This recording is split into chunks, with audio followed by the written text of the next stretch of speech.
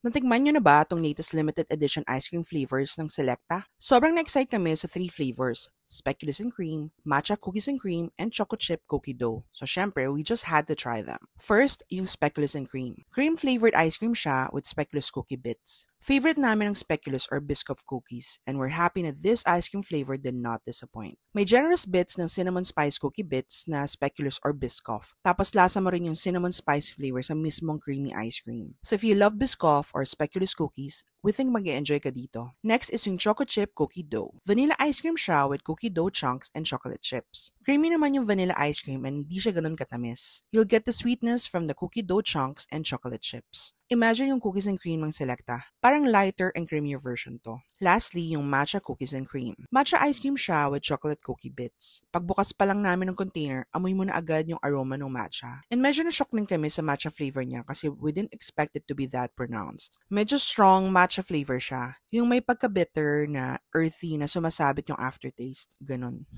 Sana lang medyo mas matamis yung ice cream para mas na-complement yung bitterness and pagka-strong ng matcha flavor. Generous rin naman sa cookie bits so doon ka makakakuha ng tamis. We enjoyed all 3 Selecta limited edition ice cream flavors, but out of the 3, we'll definitely buy the speculoos and cream flavor again. Sabi nila sa 7-Eleven lang to available but we actually bought these from Walter Mart. So baka mas widely available na siya. Ikaw, natikman mo na ba? Aling flavors yung mas bet nyo?